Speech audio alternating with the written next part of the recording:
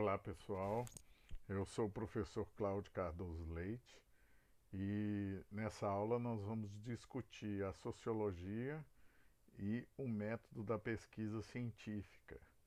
Nós já vimos aí no canal uma outra aula sobre a introdução ao método da pesquisa científica e já vimos aí também, está aí disponível no canal, né, o que é a sociologia.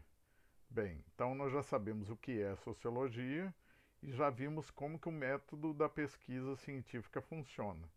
Nessa aula nós vamos ver a relação entre a sociologia e o método da pesquisa científica, isto é, nós vamos ver como a sociologia se desenvolve enquanto uma ciência. Bem, vamos lá. As principais referências bibliográficas, né, pelo menos as básicas, são esses dois livros, né, Sociologia de Anthony Giddens e Métodos e Técnicas de Pesquisa Social do Antônio Carlos Gil.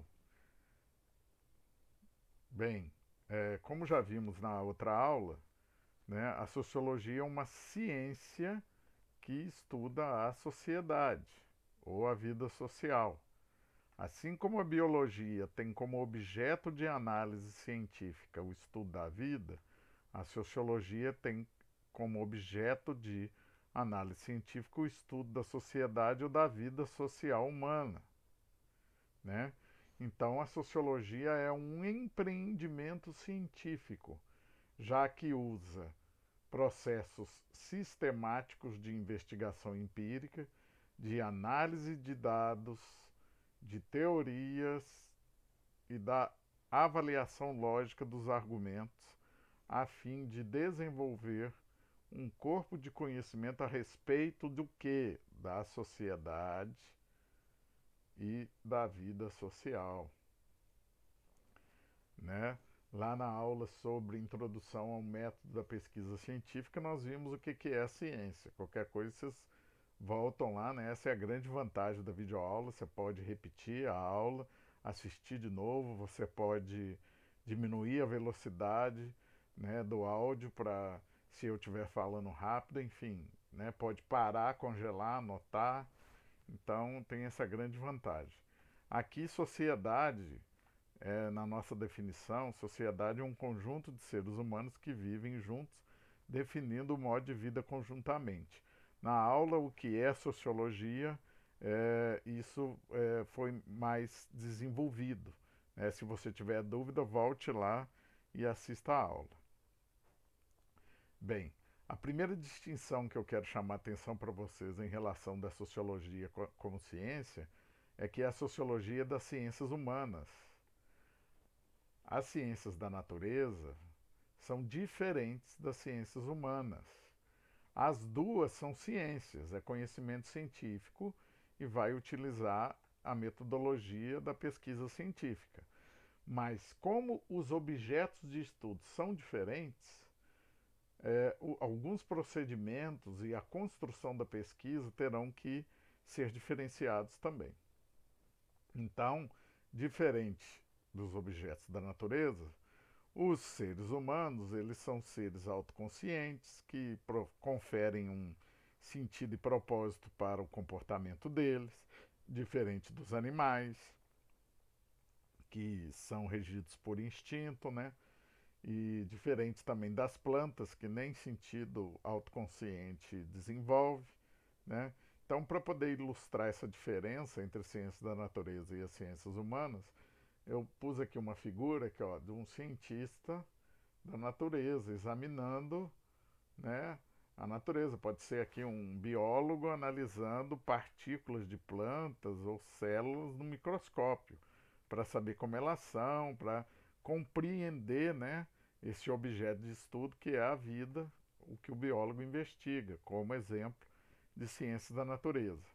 Já o cientista da sociedade, o sociólogo, ele vai observar a sociedade. Olha essa figura aqui, ó. Ele vai observar a sociedade. A visão é bem diferente, né? Então, assim, só para ter uma ideia, nós não podemos sequer descrever a vida social com precisão, como as ciências da natureza descreve os fenômenos da natureza, a menos que primeiro a gente compreenda os conceitos que as pessoas aplicam para ao seu comportamento. Isso é um primeiro ponto. O segundo ponto é que, além disso, né, nós estamos constantemente criando e recriando as sociedades em que nós vivemos, né, por meio das nossas próprias ações. Então, a sociedade muda no tempo, no espaço, né? Na China é diferente do Brasil, que é diferente da Holanda, né? No século passado era diferente de hoje, né? As relações aconteciam de forma diferente, né? Para casar com alguém, você tinha que pedir a mão dos pais para casar. Hoje em dia, muitos nem casam e já constituem família. Quer dizer, durante o tempo, a maneira de se comportar e de organizar a vida mudou, né? E de um espaço para o outro, né?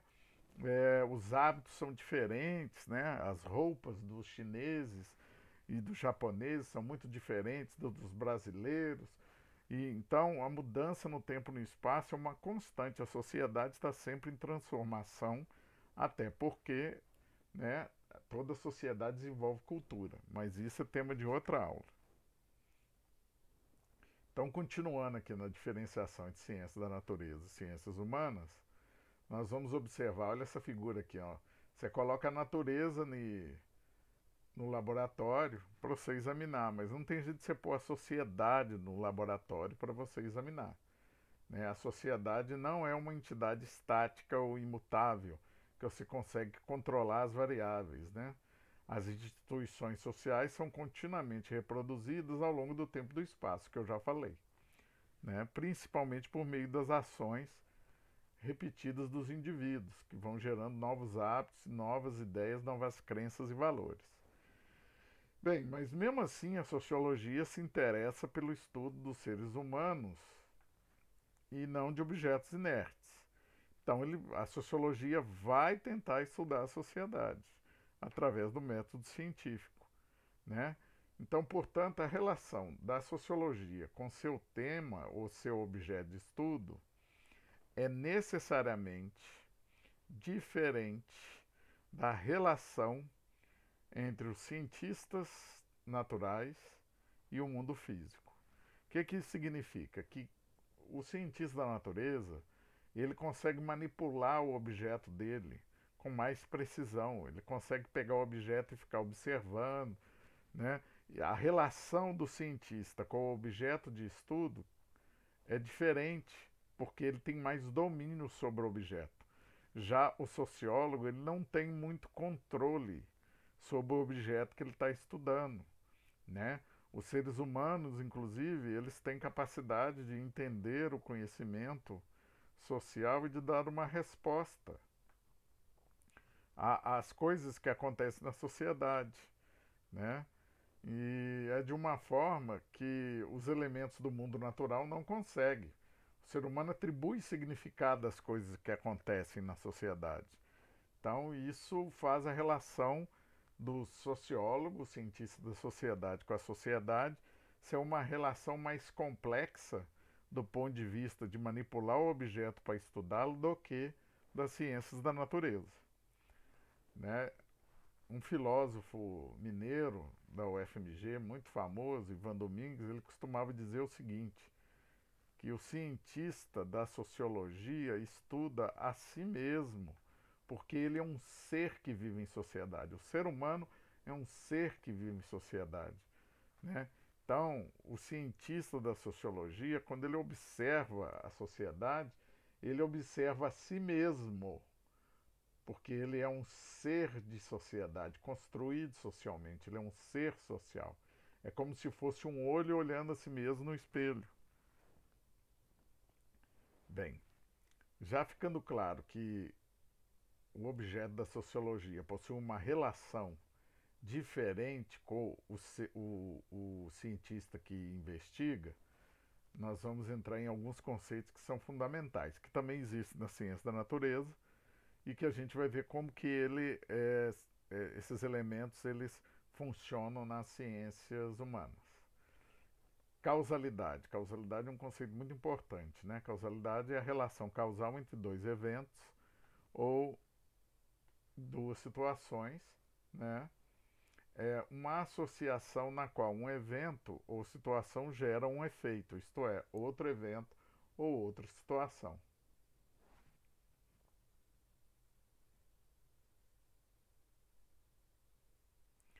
Então, para a sociologia, a vida não é um conjunto aleatório de ocorrências.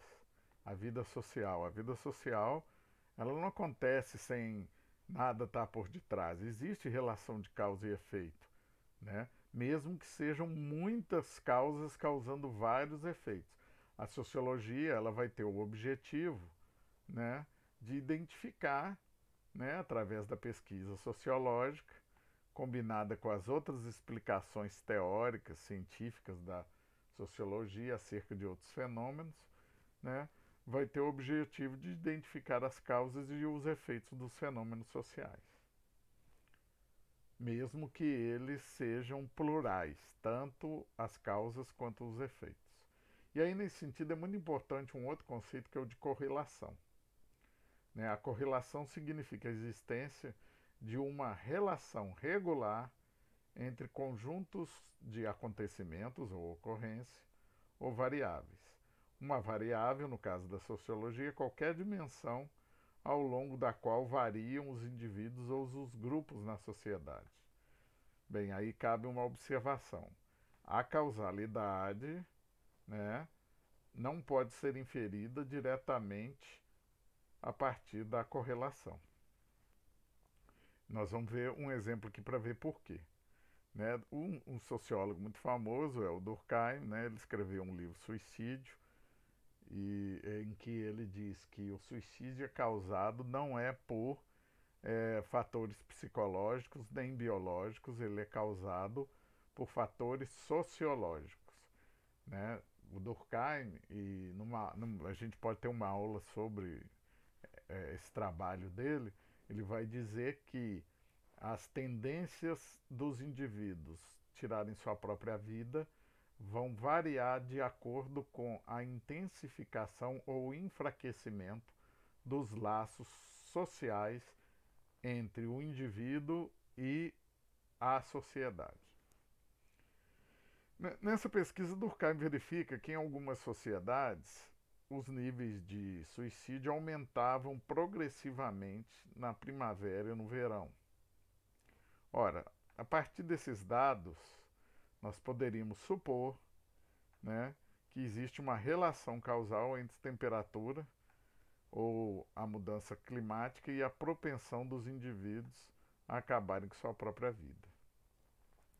Porém, né, se você analisar melhor a situação, e Durkheim faz isso, né, nós vamos ver que aquela suposição do slide anterior foi verificado como uma relação espúria. O que é uma relação espúria? Uma associação entre variáveis que parecem verdadeiras. É uma associação que parece verdadeira entre essas variáveis. Mas a causa não é, na realidade, o que parece ser. E sim, são outros fatores que respondem isso. Né? Vejam só, Durkheim percebeu, né, que a maioria das pessoas tem uma vida social mais intensa na primavera e no verão. Aqui, olha essa figura aqui, ó. Isso aqui é um típico de uma primavera, de um verão. Aqui um inverno, né? Nem é outono, é inverno, é frio. E aí o que acontece? Os indivíduos que estão mais isolados ou tristes tendem a ver esses sentimentos se intensificarem à medida que o nível das atividades das outras pessoas aumentam. Né? Geralmente a pessoa que suicida ela é introspectiva, ela foge das relações, ela é mais fechada, né? E essa crise que ela passa fica mais intensa na medida em que ela vê outras pessoas se relacionando, né, tendo a vida ativa e ela lá parada. Ela sente um sentimento de inadequação, né? Isso é trabalhado no chamado suicídio egoísta, né? Durkheim vai dizer que existem alguns tipos de suicídio, todos eles com explicações sociológicas. Um dos tipos é o suicídio egoísta, né? Em que o indivíduo dá mais valor para ele do que para a sociedade. Então ele acaba quebrando os laços da sociedade em prol do seu ego. E isso é que leva ele a tirar a vida dele. Então, era bem provável que as tendências suicidas se pronunciem mais naquelas estações de ano do que, né, naquelas primavera e verão, do que as do outono e do inverno, né? Quando diminui o ritmo da atividade da vida social. Ou seja, não era uma questão de temperatura, era uma questão de intensificação da vida social, né, que explicava a causa e o efeito no caso do suicídio. Bem, agora nós vamos para outro tópico, que é o tópico de questões sociológicas, os tipos de questões sociológicas que geralmente a sociologia busca responder, né? São as questões factuais, o que acontece de fato ou de que modo algo acontece. São questões que sempre aparecem na sociologia. Por exemplo, são mulheres ou homens que mais cometem suicídio? Ou quais os perfis de familiares predominantes dos formandos de medicina das universidades federais? Então você quer saber como algo acontece ou o que acontece de fato. É um fato constatável. Isso acontece sempre ou acontece de vez em quando, mas acontece. É uma questão factual. Outro exemplo é como as crianças estão tendo contato com conteúdos pornográficos. Se elas sempre estão sob responsabilidade de um adulto que sabe que esses conteúdos não são adequados para as crianças. Como? Como que isso pode acontecer? Isso acontece? Isso é fato? Acontece? Acontece.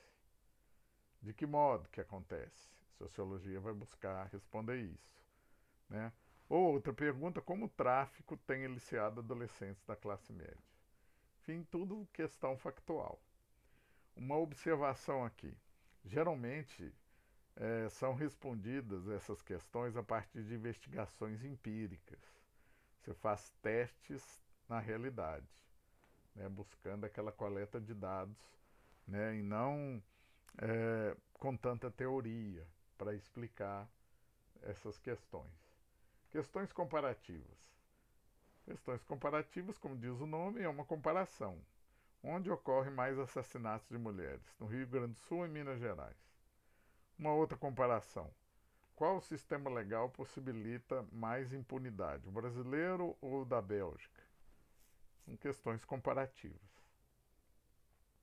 Questões evolutivas. Aqui, evolutivo não é de evolução no sentido de algo que melhora, né, cada vez mais. Não é isso. Evolutiva no espaço, no tempo, né? Na medida que o tempo vai passando, isso está evoluindo ou está diminuindo, né? Então ele aumenta ou diminui, né? Então, por exemplo, quais foram os padrões de conquista educacional das mulheres ao longo do tempo, né? Ao longo do tempo, se você for olhar antigamente, as mulheres nem iam para a faculdade, né? Então, hoje elas são os melhores estudantes das universidades, né? Passam nos exames, nos testes, nos processos seletivos, tiram boas notas. Então, isso é uma questão evolutiva. Outra questão evolutiva: houve aumento do bullying nas escolas do ensino fundamental de Porto Alegre nos últimos 10 anos? Ou uma diminuição? Trata-se de uma questão evolutiva, de uma pergunta que tem o foco na evolução de um fenômeno, né? Seja na diminuição, seja no aumento. Questões teóricas buscam explicar as razões de um fenômeno, né? De um fenômeno que já existe, que acontece. Ou busca interpretar como e por que esse fenômeno que já existe tem determinadas características. Por exemplo, por que as mulheres vivem mais do que os homens? Né? Os homens geralmente morrem em idade inferior das mulheres. Por que que isso acontece? Isso é uma questão teórica, né? Porque o fato você já sabe, que os homens morrem mais cedo que as mulheres. Né? Então você vai ter que buscar explicar isso, você vai ter que pegar todas as informações e a teoria que já busca explicar essas questões de gênero. Por que famílias ricas têm mais sucesso escolar? Por quê? É porque elas têm mais dinheiro? É porque elas têm uma escola melhor? Ou é porque os pais delas incentivam melhor na cultura escolar?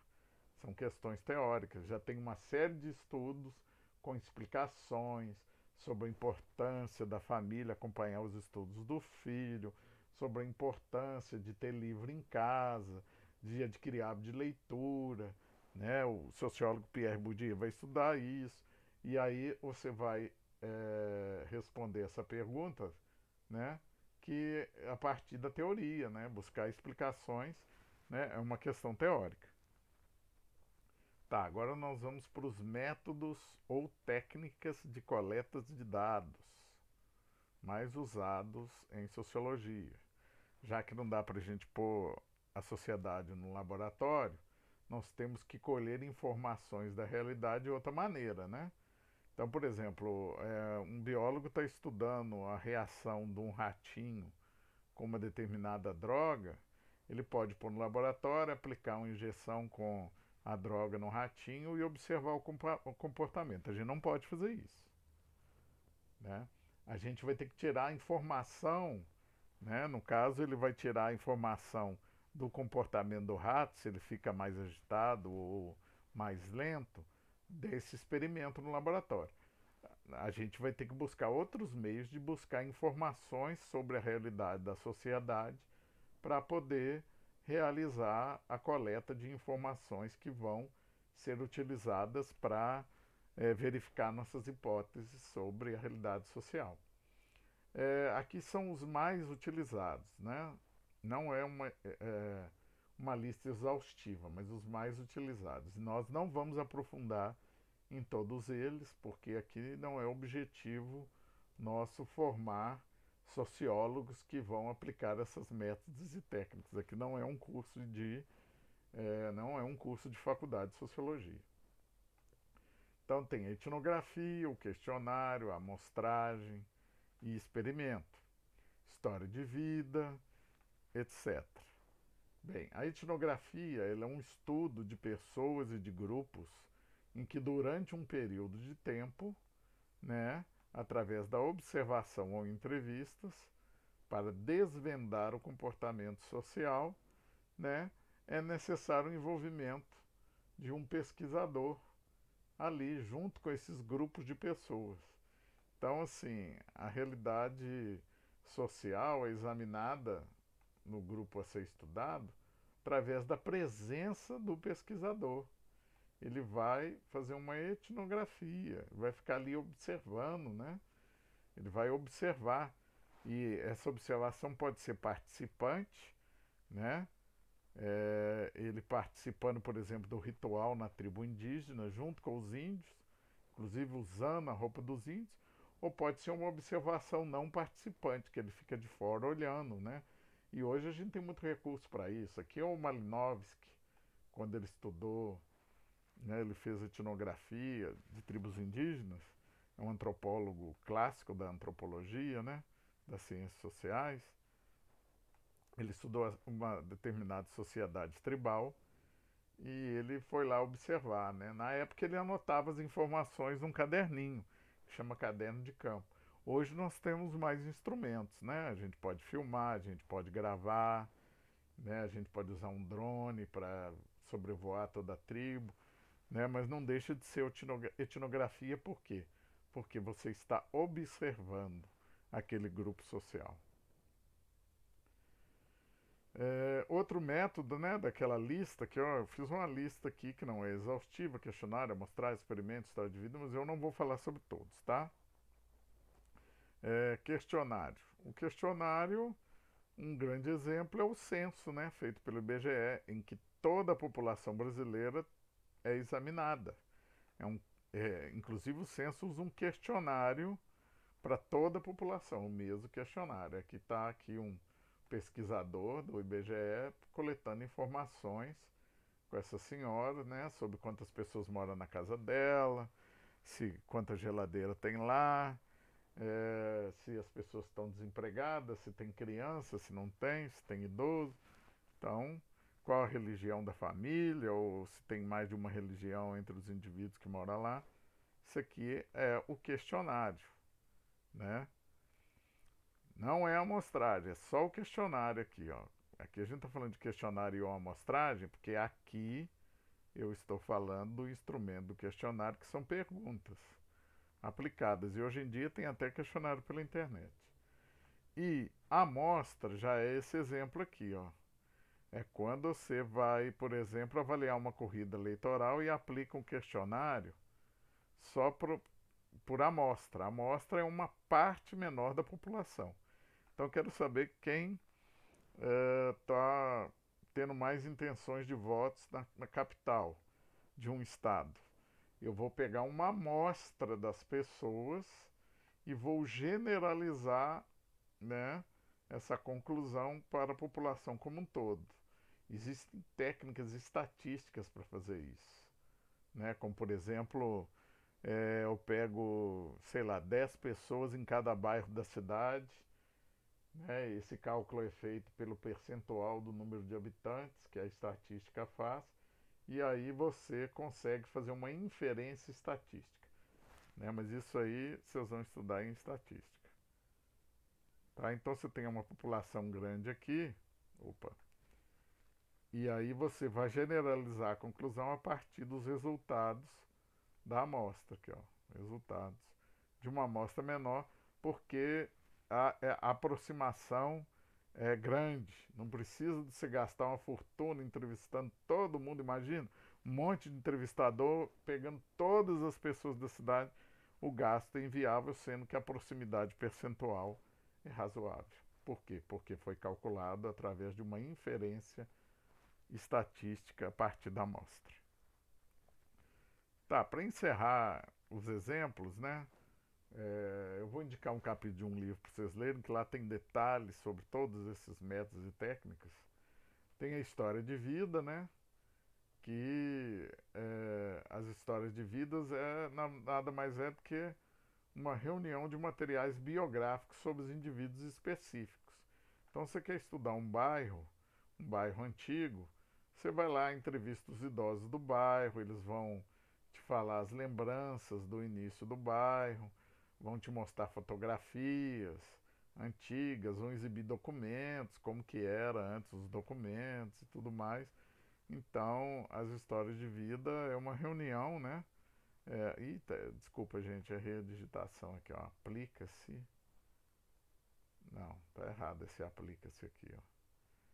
As histórias de vida consistem, tem um erro aqui também, consistem na reunião de materiais biográficos sobre os indivíduos específicos. Desculpa aí, gente. Já o experimento é muito difícil de ser usado na sociologia, né? É uma tentativa de testar uma hipótese sob condições controladas por investigador. Por exemplo, eu sou um pesquisador, aí eu coloco um grupo de amigos dentro de uma sala trancada. Minha hipótese é que eles são muito amigos, mas em situação de pressão eles viram inimigos. Então deixo eles trancados lá uma semana, fornecendo apenas alguns pedaços de pães para eles comerem. Na medida que essa situação vai se agravando, os mais fortes vão perder o amor pelos mais fracos e vão tomar a força, o pão, para matar a fome deles. Isso seria um experimento para verificar, né, o grau de amizade entre membros ali que já se conhece e tudo mais. Eu não posso fazer isso, não posso fazer esse experimento, né? É crime se eu for fazer esse experimento. Então é muito difícil fazer experimentos. Experimentos geralmente são mais usados nas ciências naturais. E mesmo assim hoje está tendo muito problema, né? Antes você pegava um animal para fazer pesquisa no laboratório, você podia fazer o que você quisesse com o animal. Agora, diante do movimento dos direitos dos animais, não pode fazer isso. Então, assim, o espaço para a experimentação na sociologia é bastante restrito, né? Tem uns programas de televisão que fazem uns experimentos que é parecido com o experimento social, né? Outro dia eu vi na internet um grupo de atores, uma mulher e um homem, em que um estava agredindo o outro na praça pública. Então, assim, a mulher estava agredindo o cara, chutando o cara, e o cara não se defendia e estava apanhando a mulher, todo mundo olhando, reparando, ninguém fez nada. Aí depois eles fizeram a cena em outro dia, no mesmo local, né? O contrário, o cara agredindo a mulher. Aí as pessoas interferiram. No final de cada experimentação, eles foram lá entrevistar as pessoas. Né? No caso do homem apanhando a mulher, eles entrevistaram quem estava reparando e eles falaram: não, ele é mais forte, ele que se defenda.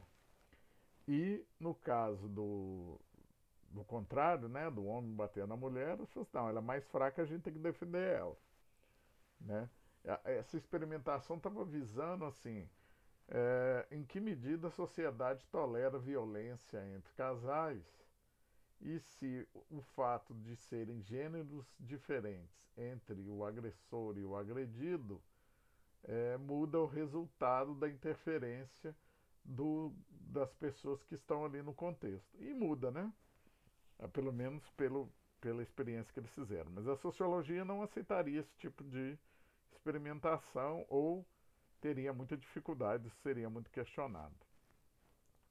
Né? Somente muitos grupos pequenos, né, podem ser levados no ambiente de laboratório para fazer experimentos. A psicologia social faz muito isso, né? Mas é muito complicado fazer isso porque as pessoas sabem que elas estão sendo pesquisadas e aí elas podem não se comportar com naturalidade, como elas se comportariam se elas não tivessem sendo estudadas, né? Então por isso que é complicado. Bem, gente, essa é a nossa aula sobre o método científico e a utilização dele na sociologia. A sociologia é uma ciência. Um capítulo desse livro aqui, o capítulo 20 do livro Sociologia de Anthony Giddens, trabalha com aprofundamento sobre esses conteúdos que nós vimos aqui. Ó. Então seria uma bibliografia principal, né? Além das básicas, que é esse próprio livro e o outro que eu indiquei lá no início da aula. Então é isso, pessoal. Muito obrigado, espero que vocês tenham gostado da aula. Qualquer dúvida, vocês podem entrar em contato para sanar as dúvidas. Um grande abraço.